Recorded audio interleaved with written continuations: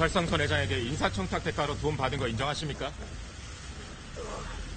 국정원 특활비 받으신 거 아직 부인하십니까?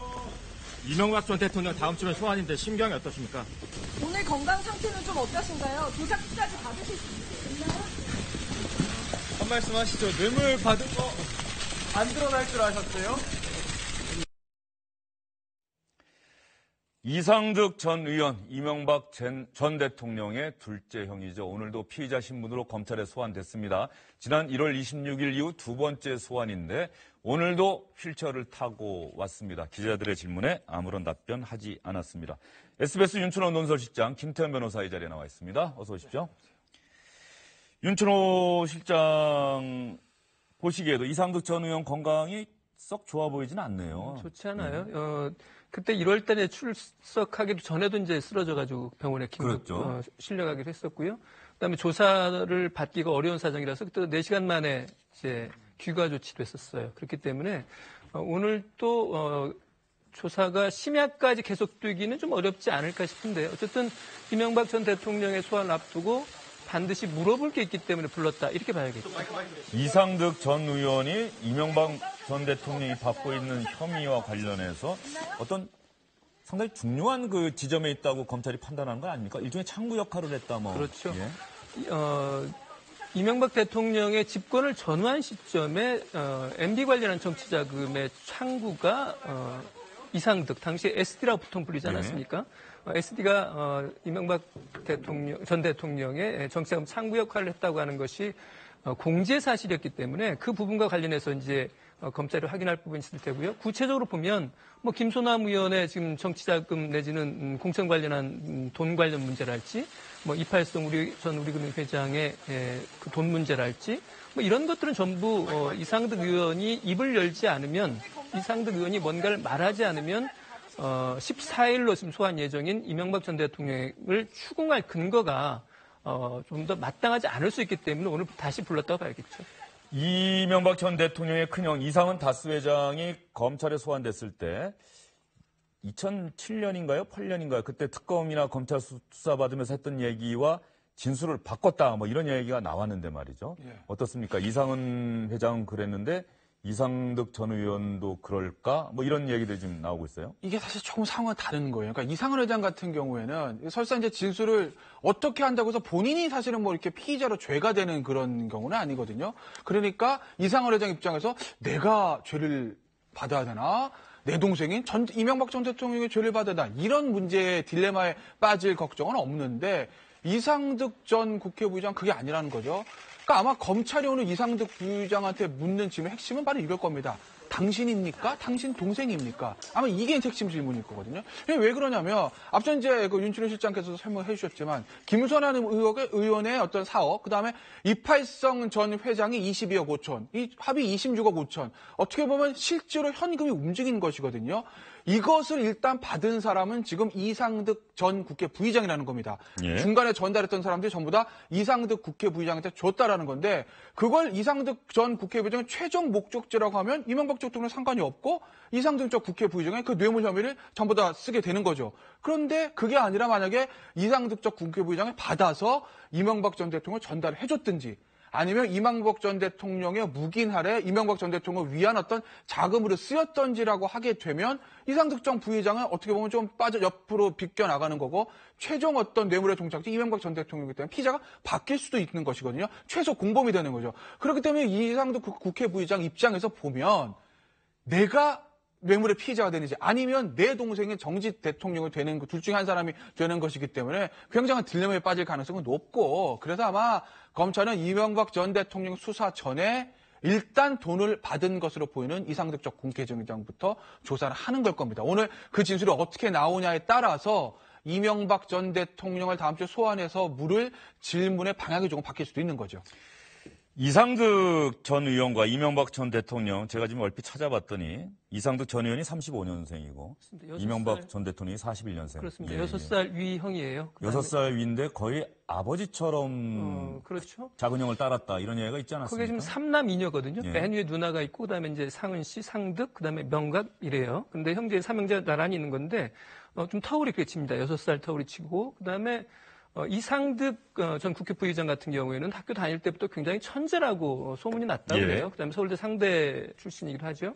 그다음에 또 육사를 들어간 적도 있습니다. 그래서 아마 이명박 전 대통령 입장에서는 특히 둘째 형인 이상득 전 국회 부의장이 굉장히 잘난 형이었던 것 같고요. 그래서 상당히 어렵기도 하고 그래서 또 한편으로는 어려울 때 의지하기도 했고 특히 정계에 들어와서 대선 국면에서는 오선 의원의 경력이 있는 이상득 전 국회 부의장의 도움을 많이 받은 것 같고요. 또 특히 이른바 돈 문제 관련해서 굉장히 어려운 이 돈 문제 관련해서 이상득 의원이 악역을 일부 맡아준 부분도 있는 것 같아요.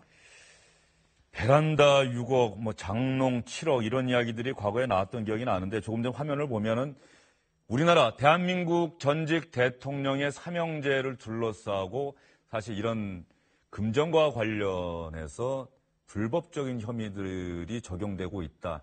이런 이야기를 하는 것 자체가 어떤 면에서 보면 좀 비극적이다. 뭐 이런 생각이 좀 듭니다. 어떻습니까? 그렇죠. 이 전직 대통령의 사명제 그 중에서 뭐 이상은 씨야 일반인이라고 하지만 이상득 전 의원 같은 경우에는 국회 부의장을까지 지냈던 정치계 거물 아니겠습니까? 이 대통령의 형제들이 모두 이제 이런 어떤 그런 추문에 얽혀 있다는 거 사실 뭐 바라보는 국민의 입장에서 유쾌한 것은 아니죠. 이런 어떤 그것들이 이런 악순환이 언제까지 이제 반복될 것인가라는 그런 사실 조금 뭐 자괴감이 드는 대목이기도 합니다. 예. 지금 사명제를 보면 말이에요. 물론 이상은 씨가 지난 1일 이제 검찰 소환에서 조금 예전과는 다른 진술을 했다라고 하는 검찰 발 기사가 있긴 했습니다만 지금까지 보면 어쨌든 다스는 자기 거라고 하는 주장을 굽히지 않고 있거든요. 그래서 보면 아직까지는 저 사명제가 크게 싸우고 있다 이것까지는 아닌 것 같아요. 그런데 문제는 한 대 내려가면 이른바 이시영 씨와 이동영 씨랄지 예. 이런 관계를 보면 아니면 이제 삼촌과 조카의 관계 이런 걸 보면 이미 갈라진 내분의 조짐이 보여요. 지금 윤춘호 시장이 말씀하신 게 지금 사실 많은 분들이 그런 이야기를 이명박 전 대통령 이야기가 나오면 하는 것 같아요. 뭐 형제간에는 그럴 수가 있는데 형제간에는 뭐 가령 다스의 실소유주가 이명박 전 대통령이다. 뭐 이상은 회장도 그 부분 사실상 인정할지도 모르지만 가만히 보면 아들 동영 씨, 그렇습니다. 또 이명박 전 대통령의 아들 시영 씨 문제로 넘어가면 이 다스를 과연 누구에게 넘길 것인가 생각할 때 형제 간의 분쟁이 일어나지 않겠느냐 지금 이런 전망들이 나오고 있는 거죠. 어찌 보면 말이에요. 2007년부터 아주 꾸준하게 이른바 다스 실소유주 문제가 나오지 예. 않았습니까? 도곡땅 땅 자금부터 시작해가지고 그랬는데 그게 제대로 안 까진 거예요. 안 까졌는데 이게 왜 최근에 드러졌냐면 물론 검찰이 아주 집중적으로 수사를 한 부분도 있습니다만은 이시영 씨가 이명박 전 대통령 퇴임 이후에 다스에 입사해서 다스에 되면 일대 주주의 아들인 이동영 씨가 좌지우지하던 회사 경영을 이시영 씨가 그걸 가져가려고 하는 과정에서 사촌 형제끼리의 갈등이 있었던 것 같아요. 그 갈등의 와중에서 이러저러한 양심 고백성 주장들이 나오면서 이명박 전 대통령이 어떻게 보면 지금과 같은 사고 묻힌 고립무원의 처지에 빠진 게 아닌가 싶습니다. 예, 이명박 전 대통령의 아들 시영 씨, 지금 조금 전에 화면에 나온 거는 시영 씨의 모습인데요. 또 시청자분들 중에 많은 분들이 검찰에 소환된 모습을 봤더니 오히려 조카 동영 씨가 더 이명박 전 대통령과 비슷한 인상이다. 또 이런 이야기 하시는 분들도 많은데 동영 씨의 녹음 전화 통화 내역을 보도하는 뭐 MBC 보도나 또 SBS도 보도했습니다만 그 내용을 보면 조금 전에 말씀하신 것처럼 동영 씨와 시영 씨 간의 갈등 이런 내용들이 그대로 좀 그 녹취 파일에 담겼던 거 아닙니까? 아마 지금 검찰이 가지고 있는 가장 확실한 추궁 자료는 이동영 씨의 진술일 겁니다. 이동영 씨가 지난달에 검찰에 나와서 이렇게 진술한 걸로 알려지고 있어요.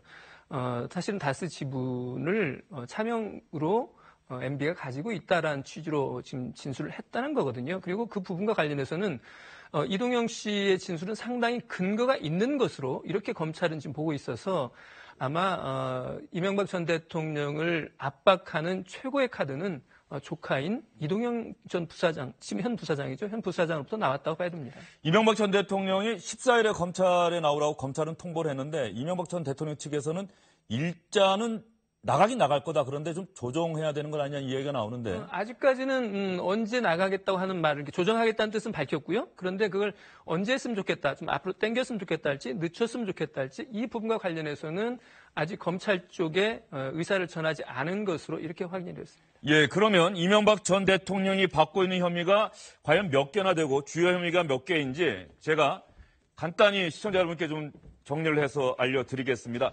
박근혜 전 대통령이 얼마 전에 검찰로부터 징역 30년 구형받으면서 적용받았던 혐의가 18개인데요. 공교롭게도 이명박 전 대통령도 18개의 안팎이 되지 않겠느냐는 전망이 나오고 있습니다. 그 가운데 핵심적인 내용은 불법 자금 수수 의혹, 특활비 수수 의혹, 삼성의 다스 변호사 비용 대납, 다스 실소유주 의혹.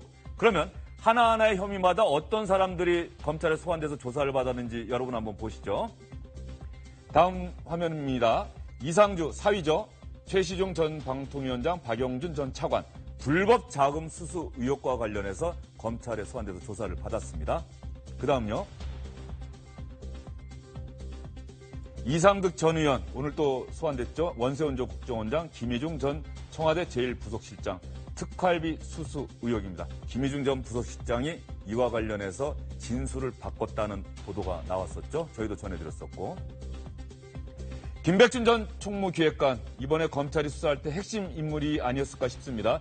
이학수 전 삼성그룹 부회장, 삼성의 다스 변호사 비용을 대납했다는 의혹과 관련해서 검찰의 조사를 받았습니다. 이런 여러 가지 의혹들, 핵심적인 의혹들이 계속해서 나오고 있습니다. 하나가 더 있습니다. 아들 시영 씨, 조카 동영 씨, 신학수 전 청와대 총무비서관, 다스의 실소유주는 과연 누구냐? 이 부분과 관련해서 검찰에 소환돼서 조사를 받았습니다. 김태현 변호사, 이 네 가지 의혹 가운데 이명박 전 대통령을 검찰이 조사할 때 가장 깨기 쉬운 고리, 가장 깨기 쉬운 부분은 어디라고 보십니까? 글쎄요, 이명박 전 대통령 나름대로 여러 가지 방책을 세웠긴 했는데, 이명박 전 대통령 입장에서 가장 힘든 거는 저는 삼성의 다스 소송 비용 대납 부분이 아닌가 싶습니다.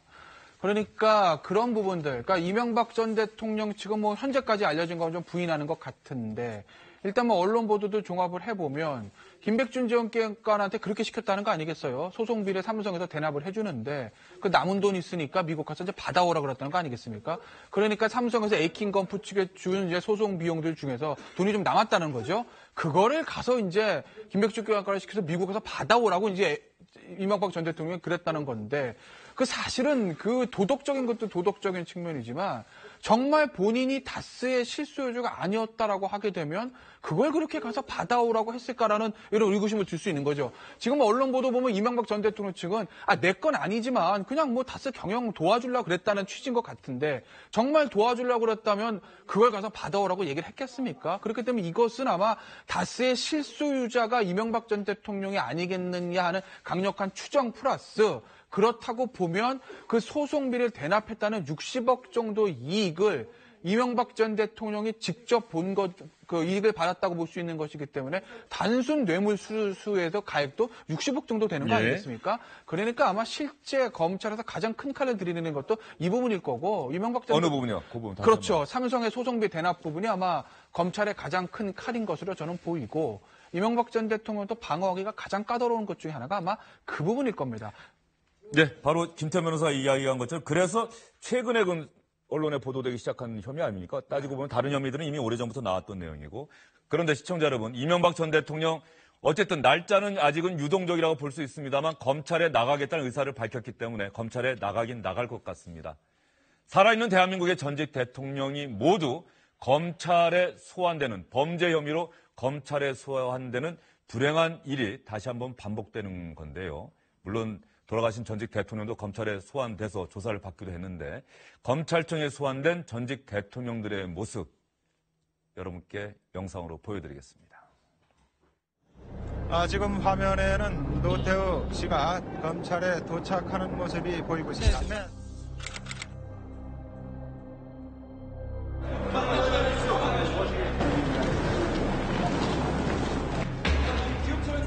자, 9시 45분 이곳 대검청사에 도착했습니다. 네, 검정코트 차림의 하얀 아군이 현 정국의 정치적 필요에 따른 것이라고 보아 저는 검찰의 소환 요구 및 여타의 어떠한 조치에도 협조하지 않을 생각입니다.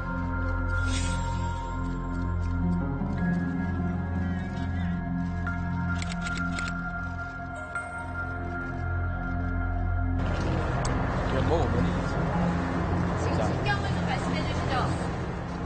다음에 하시오.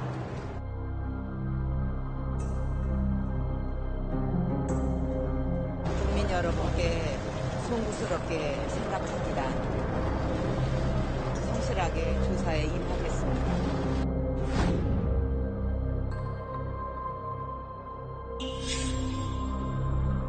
보수를 괴멸시키고 노무현 대통령의 죽음에 대한 정치 보복이라고 보고 있습니다.